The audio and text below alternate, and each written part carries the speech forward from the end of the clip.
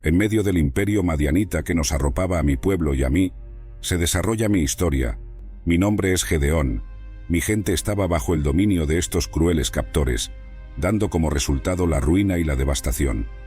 Pero el Señor sabe por qué hace las cosas, y el final de esta historia no tan benevolente. Antes de continuar, te pediré que te suscribas al canal, así estarás al tanto de las nuevas actualizaciones. Continuemos. Nuestro pueblo había pecado contra el Señor, y debido a esto, nos entregó al pueblo de los madianitas, causando terribles estragos. Su puño de hierro nos hacía realmente propensos a recibir castigos y maldiciones por parte de nuestros captores. Esto mismo fue lo que impulsó a mi pueblo a construir castillos y casas en montañas y cuevas, tratando de escapar de los castigos severos. Esto no era todo. Cuando los israelitas vendían sus cosechas, invasores provenientes de Madián, Amalek y pueblos de más al oriente, venían y arrasaban con nuestras cosechas, y así dejaban en ruina a mi gente. De nuevo el hambre y el frío nos cubrían. Parecía que no había salvación para nosotros. Sin embargo, esto no era lo peor.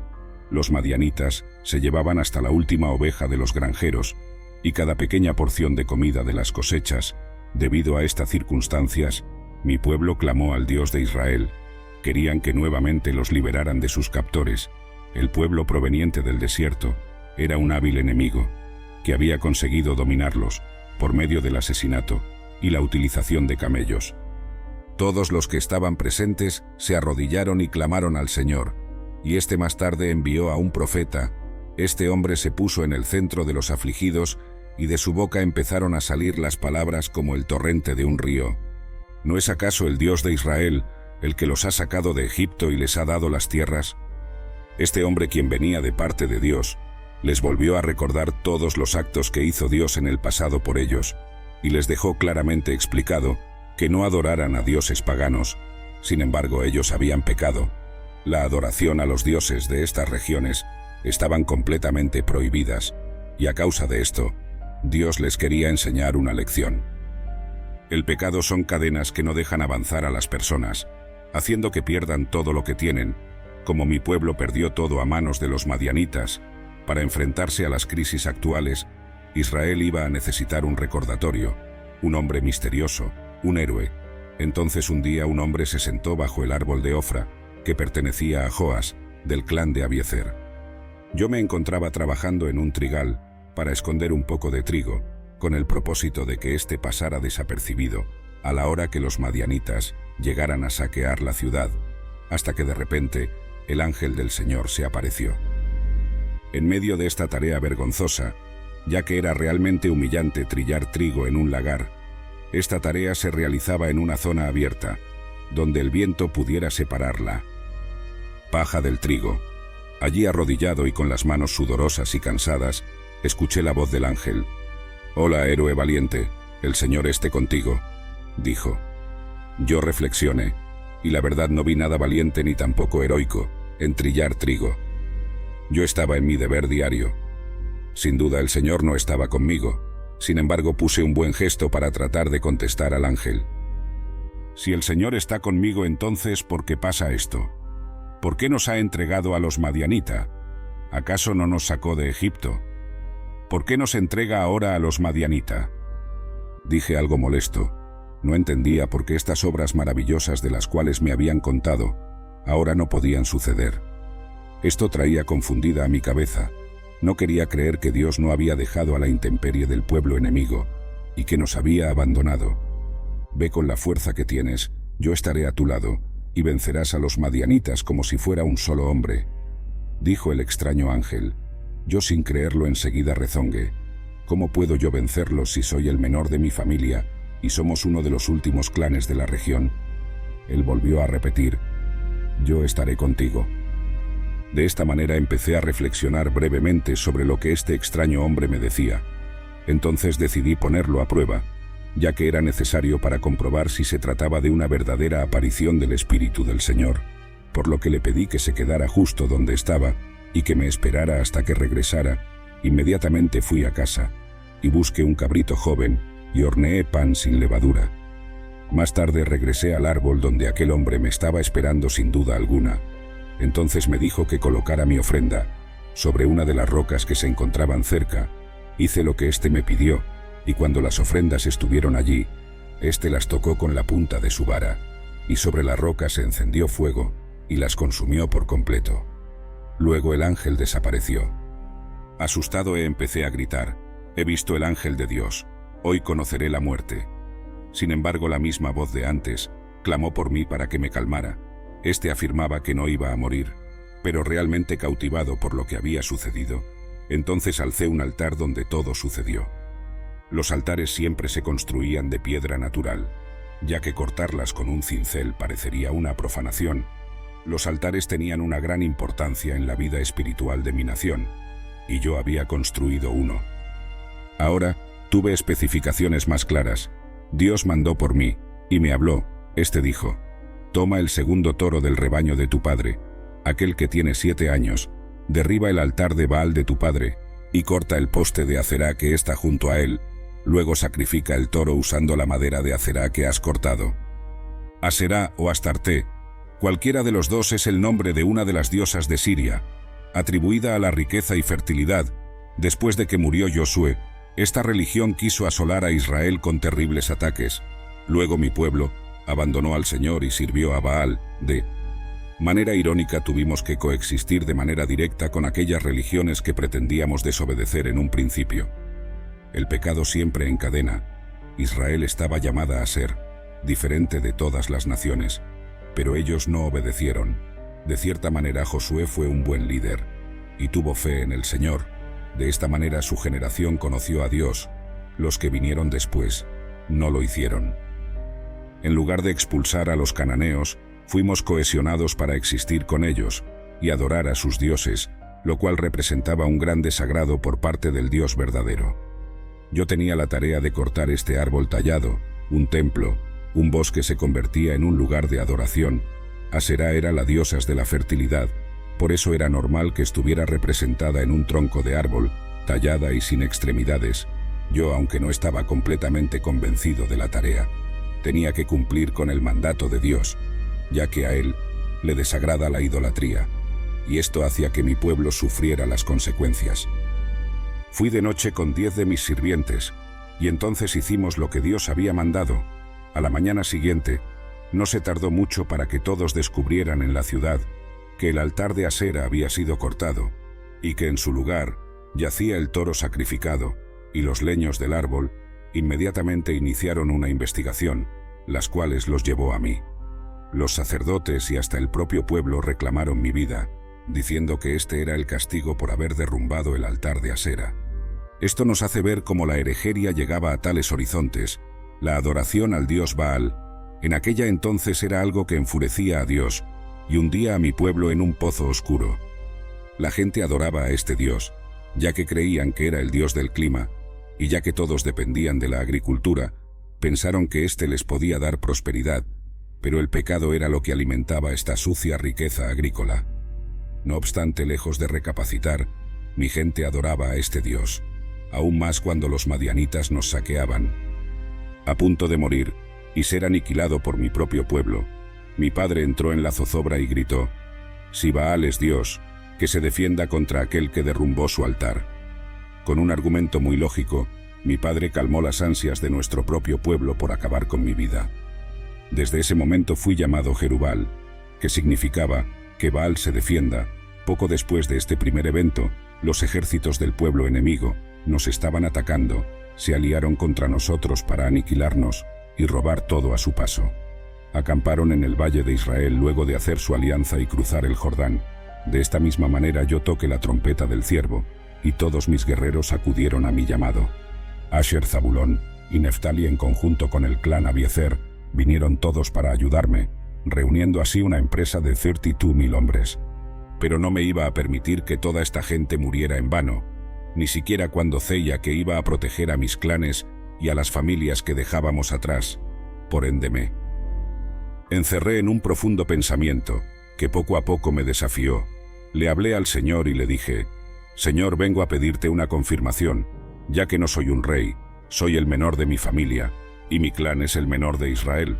Necesito que estés conmigo, y que me des una señal de que aún no te has apartado de mí. Entonces dije, esta noche dejaré un vellón afuera, y si éste está húmedo pero el suelo a su alrededor está seco, confirmaré que tú estás conmigo. Entonces esa noche me fui a dormir. Por la mañana comprobé en el valle donde había dejado el vellón, si todo era como pensaba, y efectivamente pude exprimir mucha agua del vellón, hasta pude llenar una taza. Sin embargo, aún no estaba conforme de lo que estaba viendo, y aunque la señal del Señor era clara, yo no podía sentirme a gusto con mis dudas. De hecho, aún tenía miedo de equivocarme y conducir a todas estas personas y a mí a una muerte segura. Por eso le volví a hablar a mi Dios. Señor, disculpa, no te enfades contra mí. Solo quiero que ahora hagas todo lo contrario. Quiero que alrededor del vellón todo se encuentre húmedo y que éste se encuentre seco por el amanecer. Una vez más me fui del lugar y regresé la mañana siguiente. Para mi sorpresa, aquí había lo que yo pedí. Sin ninguna duda más, entonces mi ejército y yo fuimos hasta la fuente de Jarod. Los ejércitos de Madián estaban acampados al norte, por el monte de More. Sin embargo, me encontraba en camino cuando de pronto escuché la voz del Señor. Tienes demasiados guerreros. Si dejo que todos ustedes luchen, entonces los israelitas se jactarán de haber ganado la batalla. Por tanto, dile al pueblo que el hombre que tenga miedo puede retirarse ahora mismo. Esto fue un duro golpe para mí, ya que estábamos en desventaja contra los 135.000 madianitas. Yo no podía pensar como el Creador, porque Él decía que mi ejército era grande. Ciertamente, no podía entenderlo. Entonces lo más abrumador pasó. 20.000 hombres se retiraron del campo, dejando solamente 10.000. Ahora las tropas se sentían realmente asustadas. Sin embargo, mi Señor dijo, aún son muchos. Llévalos a la fuente y te diré quién puede ir contigo y quién no. Divide a los soldados de esta manera, aquellos que tomen agua de sus manos y los que se arrodillen para tomar con sus bocas. Sin cuestionarme, hice lo que el Señor me pidió. Ahora bien, lo que pasó después fue sorprendente. Solo 300 hombres fueron los que bebieron agua con sus manos. Los otros se arrodillaron para beber con sus bocas. Entonces fue cuando el Señor me dijo, con estos 300 hombres tú ganarás la batalla, y te libraré del enemigo. Los demás puedes enviarlos a casa. No pensé en mí. El Señor mi Dios estaba convencido de que la victoria no tendría que ser del pueblo de Israel. Quería que fuera su victoria, porque las posibilidades de ganar ya eran totalmente escasas. La proporción de la batalla se convirtió en 400 soldados madianitas contra 1 israelita. Claramente, en esta total desventaja, lo único que podía hacer era confiar en Dios y mantener que la victoria sería mía, tal como éste decía. Esa noche los madianitas estaban acampando en el valle, y Dios me habló diciendo, la victoria es tuya, lleva a tus hombres y ataca el campamento, pero si aún tienes miedo, lleva a tu siervo y escucha lo que están diciendo. Como aún estaba indeciso sobre el futuro que nos depararía, llevé a mi siervo conmigo al borde del campamento madianita, y entonces escuché lo que esta gente estaba diciendo.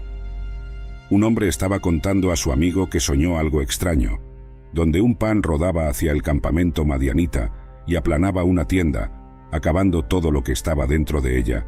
Este dijo que esto solo podía significar una cosa, y era la victoria del pueblo israelita, de las manos de Gedeón.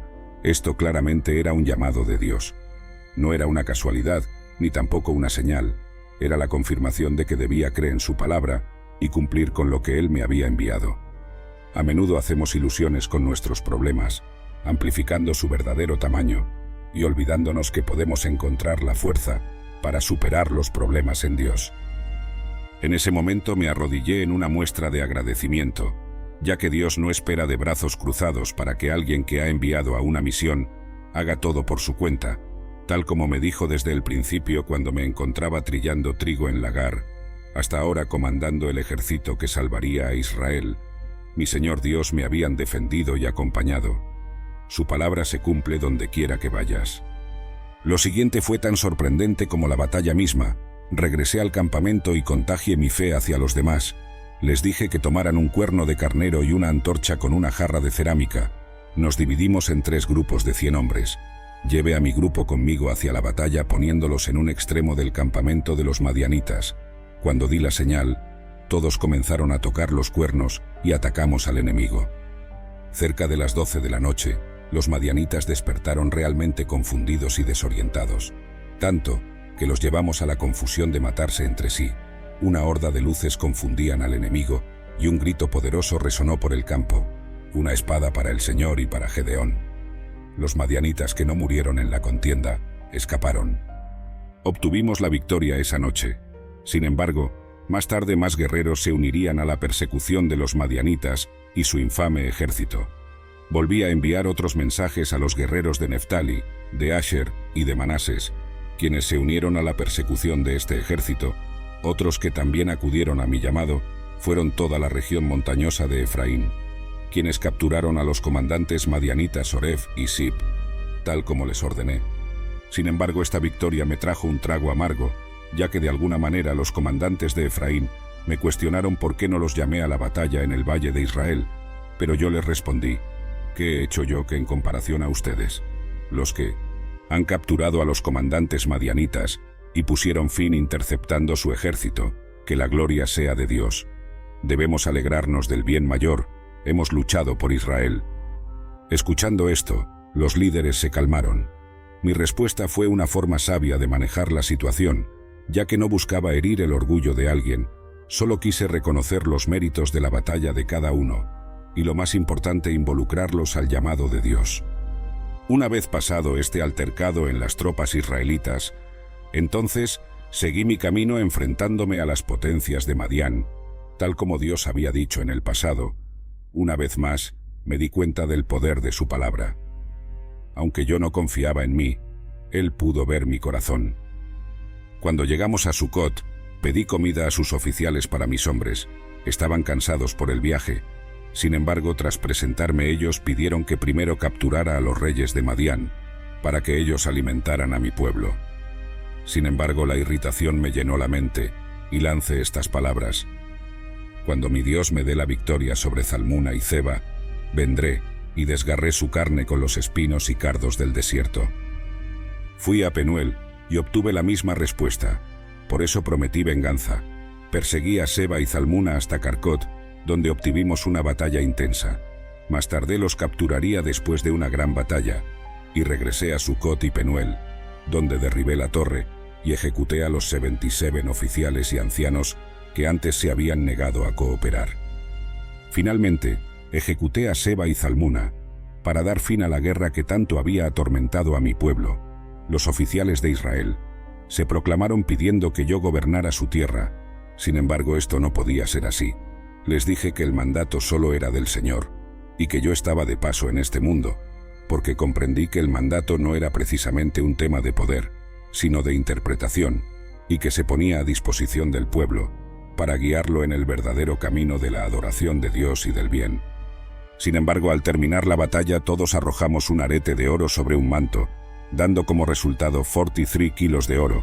Mandé a hacer un efod, para ponerlo en Ofra, mi ciudad natal.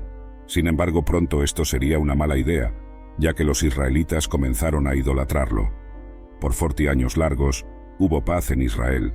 Regresé a mi casa y tuve 70 hijos, ya que tuve bastantes esposas, pero serví a todos como un juez piadoso.